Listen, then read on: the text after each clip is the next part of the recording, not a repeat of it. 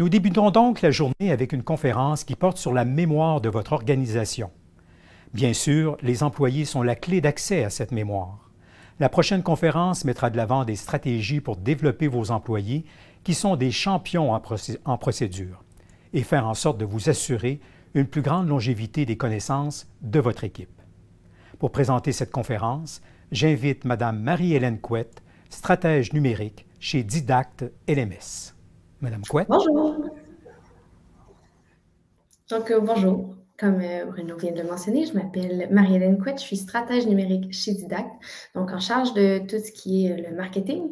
Je fais aussi beaucoup de rédaction RH pour notre blog et de la création d'outils pour nos clients. On a beaucoup de clients qui viennent chez Didacte pour faire de la formation en interne, mais aussi pour mieux documenter leur procédure interne. C'est pourquoi je viens vous parler aujourd'hui. Donc aujourd'hui, je vous parle de comment est-ce qu'on transforme nos employés en champions des procédures internes. Et la raison pourquoi c'est moi qui donne cette présentation-là, en fait, c'est parce que je me considère chez Didacte comme une championne des procédures internes. Qu'est-ce qu'il faut pour être championne des procédures internes? Si vous voulez bien présenter la prochaine diapositive. Donc, il faut être soit un expert ou un spécialiste à l'interne. Ça veut dire quelqu'un qui a développé au courant de sa vie professionnelle, en dehors ou à l'interne, des compétences particulières qui servent à l'organisation et qui sont propres généralement à cette personne-là. Donc, c'est possible dans une très grande entreprise que vous ayez plusieurs experts dans le même domaine, mais particulièrement dans les petites entreprises, il va y avoir une seule personne. Comme jusqu'à très récemment, chez Didacte, j'étais la seule personne au marketing. Donc, tout ce qui était connaissances au niveau marketing, j'étais la seule personne à posséder ces connaissances-là, ce qui fait en sorte que c'est très fragile au niveau de l'organisation et que c'est important de bien les documenter pour que si éventuellement j'ai à m'absenter ou à partir, bien, quelqu'un d'autre puisse reprendre facilement le dossier. C'est aussi des personnes qui sont en charge de l'intégration des nouveaux employés. Donc, des personnes qui vont se répéter très souvent. C'est des gens qui vont être des bons candidats à devenir des champions des procédures internes. De un, parce qu'ils connaissent très bien l'organisation. Souvent, ils sont là depuis longtemps aussi. Mais aussi parce que, bon, ils sont tannés peut-être de toujours dire les mêmes affaires. Donc, il y a un gros avantage à pouvoir documenter tout ça, à le faire d'une façon qui est efficace, qui est claire pour tout le monde, qui facilite le travail lors de l'intégration de nouveaux employés, justement. C'est aussi des personnes qui sont des participants actifs à la croissance et au développement de notre entreprise. Donc, pourquoi je dis ça, c'est que ces personnes-là, comme je dis, possèdent une connaissance, des apprentissages qu'ils ont acquis tout au long de leur carrière et particulièrement le temps qu'ils ont passé avec nous dans l'organisation, qui nous permet, en tant qu'organisation, de grandir, d'être plus efficace, d'être plus productif, d'avoir des meilleurs résultats, de faire des meilleures ventes. Bon, dans tous les sens, ça nous aide globalement en tant qu'organisation. Donc, ces gens-là, c'est vraiment des personnes qu'on veut avoir proches de nous parce qu'ils vont nous aider beaucoup à mobiliser le reste de nos employés et à faire en sorte que tout le monde travaille dans la même direction, dans une direction qui s'en va vers nos objectifs organisationnels.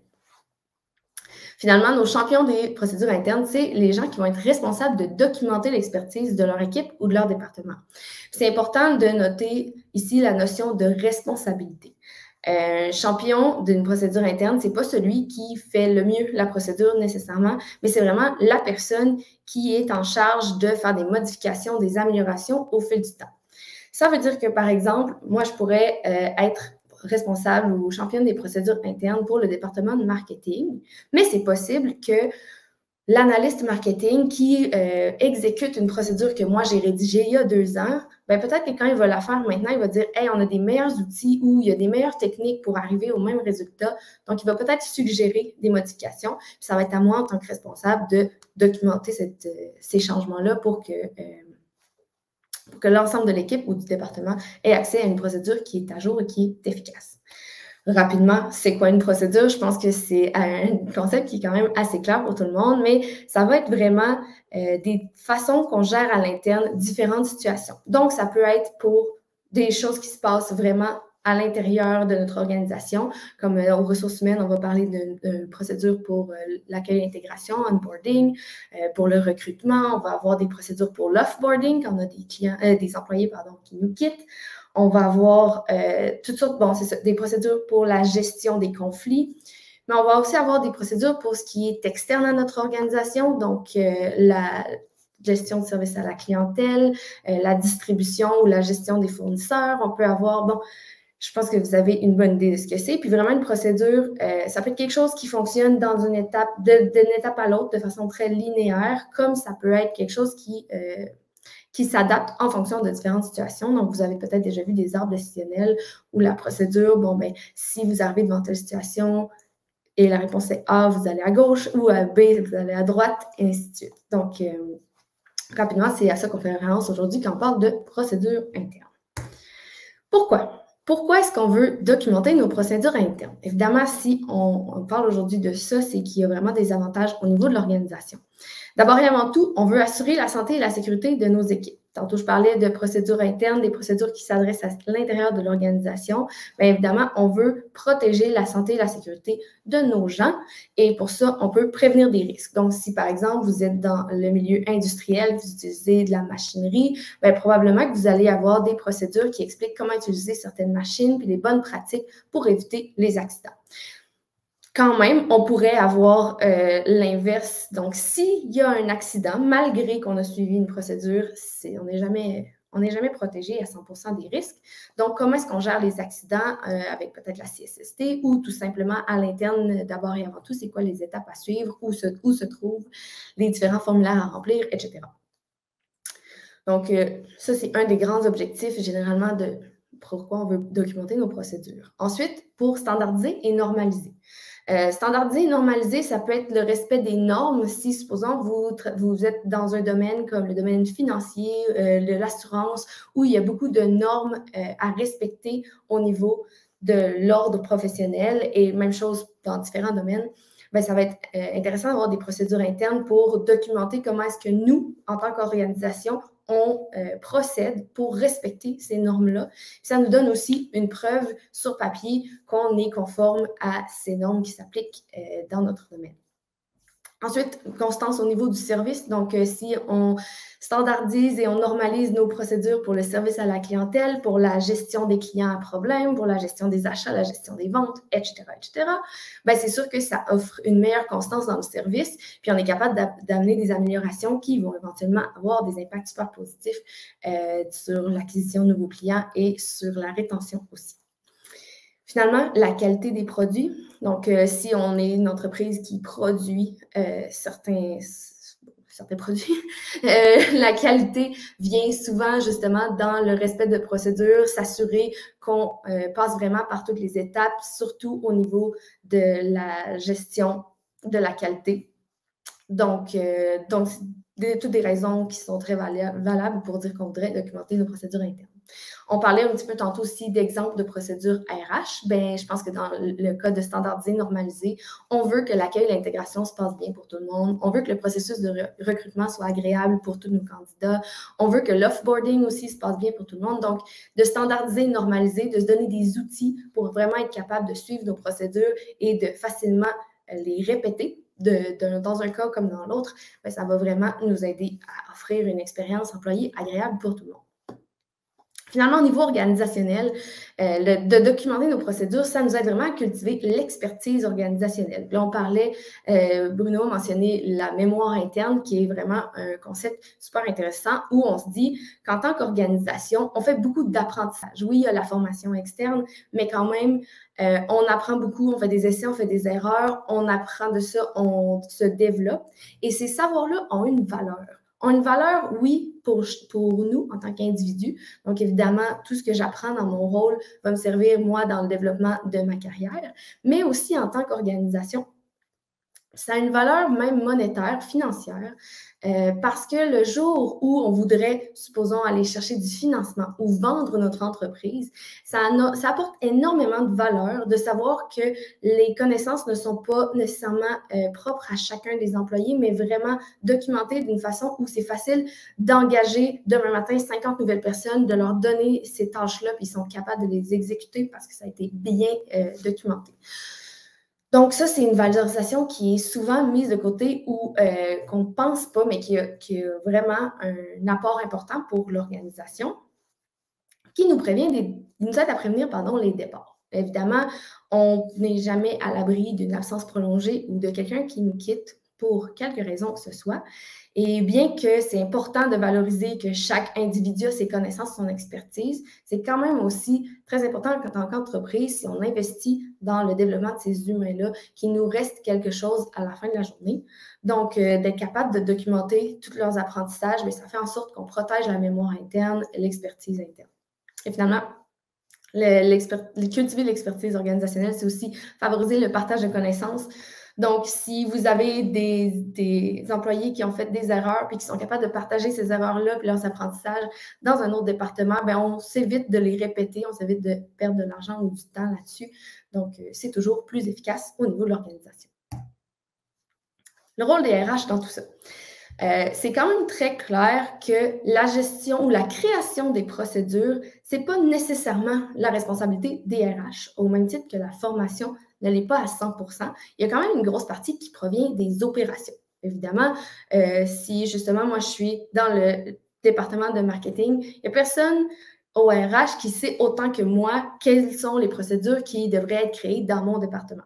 Par contre, le rôle des RH, je le vois beaucoup comme un rôle d'allié, où on veut sensibiliser la gestion, donc notre équipe dirigeante, à l'importance des procédures et de la formation. Leur faire comprendre justement tout ce que je viens de vous montrer, c'est quoi l'impact, l'importance d'avoir des procédures qui sont bien documentées et qui sont faciles d'accès pour tous nos employés. Ensuite, les RH peuvent aussi contribuer beaucoup dans proposer des méthodes de travail efficaces. Si chaque département individuellement essaie de trouver ses propres méthodes pour arriver à documenter ses procédures, ben, on va terminer avec beaucoup d'outils qui ne communiquent peut-être pas ensemble et dans lesquels ça va être difficile d'avoir une gestion efficace. Donc, si on est capable, dans un niveau un petit peu plus élevé, donc au niveau de l'organisation, de trouver des méthodes de travail qui sont efficaces pour tous nos départements, ben, on se sauve beaucoup de travail, mais surtout, on favorise la gestion de nos procédures à l'interne. Finalement, les RH sont quand même les mieux placés pour accompagner les employés à devenir des champions, c'est-à-dire de vraiment les mobiliser, les motiver et leur donner l'envie et les outils pour arriver à devenir des champions des procédures internes. On va aller un petit peu plus loin dans le concept de champion un peu plus tard. Mais d'abord, parlons justement de comment est-ce qu'on documente nos procédures efficacement. J'ai comme mis 4 grandes étapes par rapport à la gestion ou la documentation d'une procédure. La première, c'est qu'au niveau organisationnel, encore une fois, on veut être capable de standardiser la création de nouvelles procédures à l'aide de modèles ou de templates. L'idée de faire ça, c'est que toutes nos procédures aient à peu près la même structure, donc que ça soit le plus facile possible à retrouver l'information. Ça, c'est un concept qui est très important, je vais en reparler encore, mais l'idée de retrouver l'information, c'est là où il y a une grande valeur. Parce qu'on pourrait créer 100 millions de procédures. Si après ça, on n'est pas capable de la retrouver quand on en a besoin, elle ne sert à rien. Donc, c'est là où utiliser des modèles va nous permettre de facilement pouvoir utiliser peut-être des mots-clés ou d'aller chercher avec différents critères les procédures qui sont vraiment applicables à notre cas, à notre département, etc. Ensuite, on veut varier les contenus selon la nature de la procédure. Dans mon domaine, encore une fois, le marketing, beaucoup de choses, ça va être des procédures écrites avec peut-être des captures d'écran pour comment utiliser certains outils. Si j'utilise une machine puis que je veux montrer comment l'utiliser de façon sécuritaire, il y a des bonnes chances que je le fasse à l'aide de vidéos parce que ça va être très visuel, ça va être plus facile de montrer exactement où se trouvent certains boutons de contrôle ou de sécurité sur la dite machine. Si c'est une procédure d'appel téléphonique, il y a des bonnes chances que je veuille plutôt avoir une image, comme je disais, avec un arbre décisionnel ou si je parle au client puis qu'il me dit telle information, est-ce que je vais vers cette voie ou cette autre voie? Donc là, ça va être probablement plus des images. Vous comprenez un peu le principe. Il y a des procédures où ça va être des checklists, etc. Donc, c'est important juste d'avoir ça en tête quand vous créez vos procédures, que toutes les procédures ne sont pas nécessairement des textes et d'être capable de bien visualiser dans quel moment on utilise quel type de contenu. Ensuite, on veut organiser nos procédures dans un espace qui est centralisé.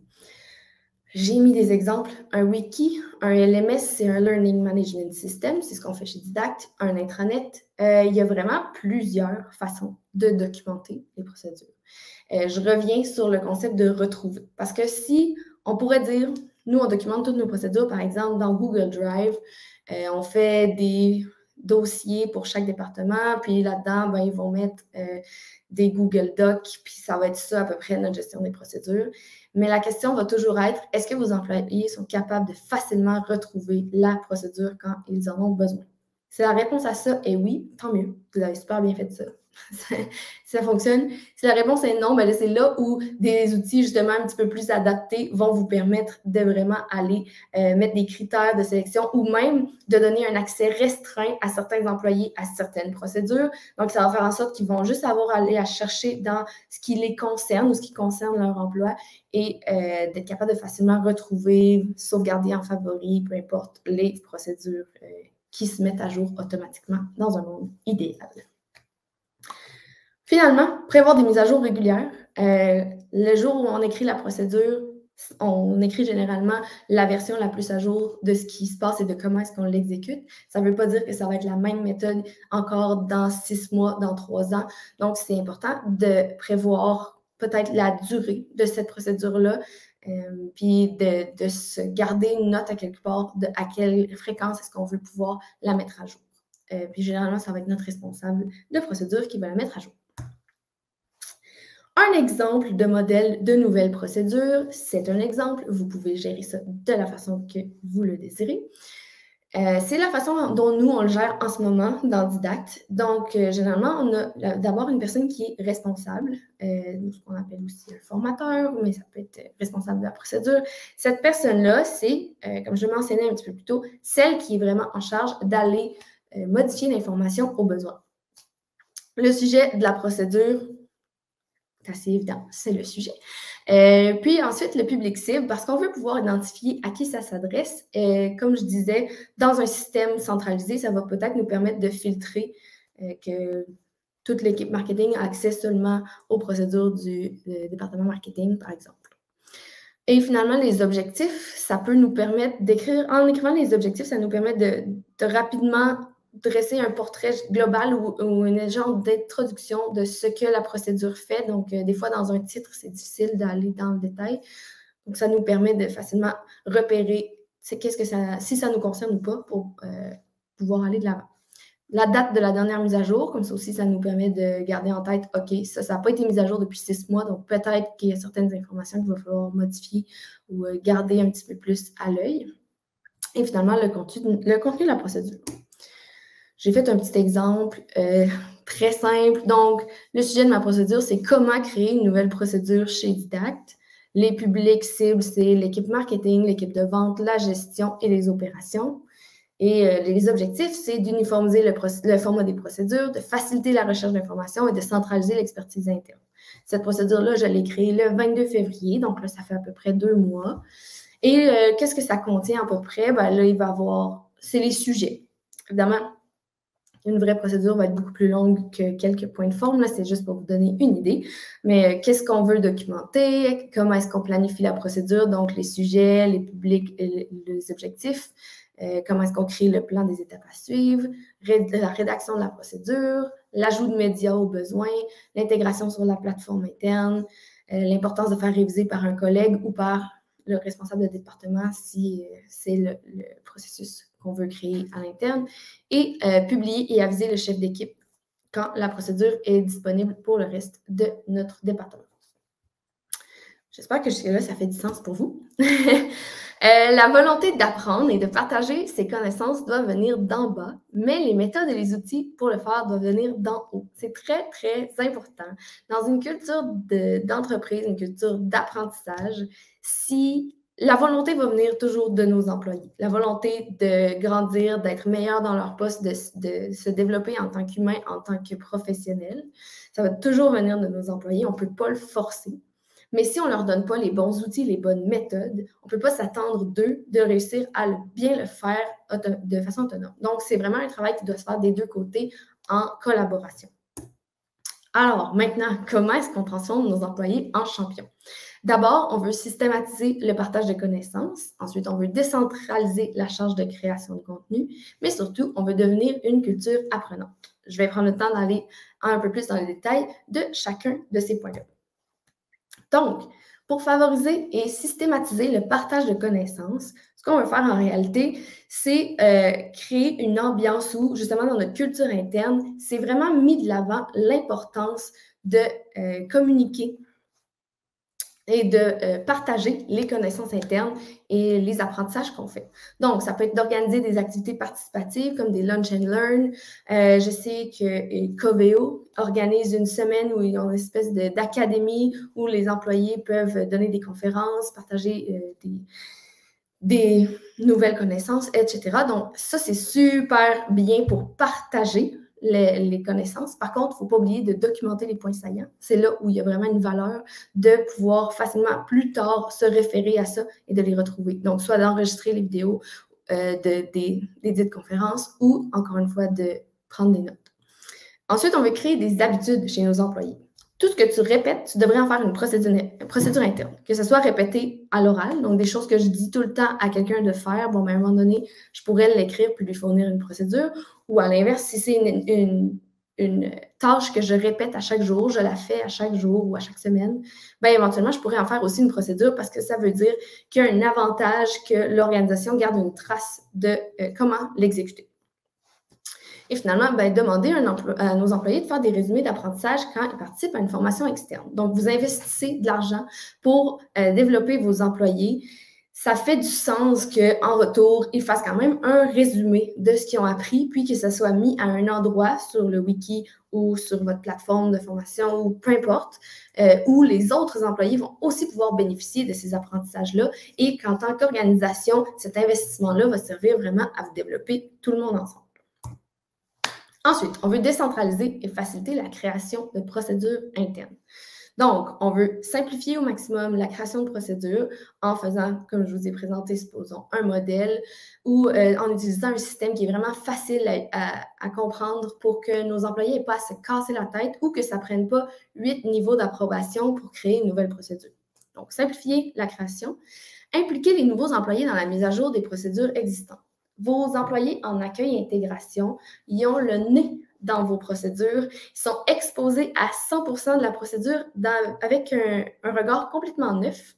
C'est super intéressant de demander leur feedback parce qu'ils vont être vraiment bien placés pour dire « Hey, cette étape-là, c'était vraiment pas clair, ça m'a pris du temps à comprendre » ou « Il y a ici qu'on mentionne qu'il faudrait faire ça, mais de ce que moi j'ai vu dans mes expériences passées, il y a une meilleure méthode pour le faire. » Donc, vous gagnez en tant qu'organisation à apprendre de ces personnes-là et à leur demander de contribuer à la mise à jour. Ça ne veut pas dire qu'eux-mêmes éditent la procédure, mais peut-être peuvent prendre des notes, noter des commentaires, puis les donner aux responsables de la procédure. Ensuite, on veut créer des routines et des incitatifs pour la création de procédures. Chez Didacte, une chose qu'on fait, c'est qu'entre nos cycles de production, on a des périodes qu'on appelle des cool-down. Donc, 6 semaines de production, 2 semaines de cool-down. Et dans ces périodes de cool-down-là, nos employés peuvent se former, peuvent créer des procédures, peuvent travailler sur des projets qui les intéressent, qui sont en dehors de nos priorités organisationnelles, on va dire. Mais le fait de leur donner un espace ou du temps qui est dédié à ça, ça les encourage justement à partager leurs connaissances et à créer des procédures internes. Peut-être que vous n'avez pas le luxe de faire ce genre de division-là dans le temps, mais ça pourrait être de dire mes responsables de procédure ont un avant-midi aux 2 semaines ou un avant-midi par mois qui est consacré à la création et la mise à jour de procédures, par exemple, considérant que ces procédures-là sont utilisées par un bon nombre de vos autres employés. Ça a quand même une valeur importante au niveau de l'organisation. Finalement, on veut centraliser et organiser efficacement la documentation pour que tout le monde y ait accès. L'important là-dedans, comme on l'a mentionné plus tôt, c'est que ce soit facile de retrouver tout ça. Alors, on parlait de décentraliser la création, mais centraliser l'accès. Alors, comme ça, on est vraiment capable de donner accès rapidement aux bonnes personnes, aux bonnes procédures, et ça fait en sorte qu'on est plus efficace en tant qu'organisation. Développons des cultures apprenantes. La formation et la création de procédures, ça n'a pas besoin d'être plate. Soyons créatifs pour intégrer ces bonnes pratiques à notre culture d'entreprise.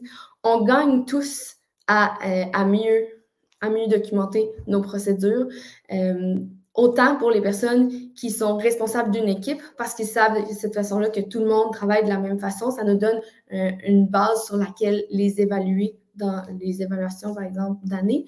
Mais ça nous permet aussi, en tant qu'organisation, de voir où les points faibles dans nos procédures actuelles et de s'améliorer, d'aller chercher peut-être la formation pour aller compléter nos connaissances, pour aller s'assurer d'avoir toutes les compétences dont on a besoin pour bien réaliser notre travail.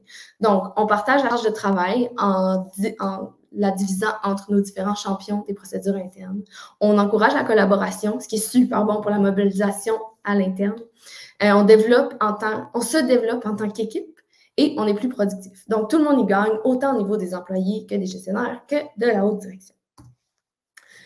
J'ai fini de parler vite. Si c'est un sujet qui vous intéresse, chez Didacte, on est en train de développer un module encore plus axé sur justement la gestion des procédures. Je suis toujours très curieuse d'avoir du feedback de comment est-ce que vous le faites en ce moment, qu'est-ce qui fonctionne bien, qu'est-ce qui fonctionne moins bien. Donc, si ça vous tente de m'écrire sur LinkedIn, Marie-Hélène Couette, ça me ferait vraiment plaisir d'avoir des conversations avec vous. Sinon, si quand même vous aimeriez voir des contenus qu'on a déjà créés, on a une formation gratuite sur notre plateforme de ressources, ressources.didacte.com, où on a créé un guide pour vous aider à améliorer la performance de votre équipe en apprenant à cloner vos meilleurs employés. Donc, identifier les compétences et les comportements chez nos meilleurs employés qu'on voudrait pouvoir répéter. C'est vraiment une étape qui nous aide après ça à transformer nos employés en champions des procédures et à faire en sorte que ça se disperse dans notre organisation. Donc voilà, je vous souhaite une excellente journée. Je vous remercie beaucoup de m'avoir invité à la boîte à outils RH et je vous souhaite que les autres conférences soient tout aussi intéressantes.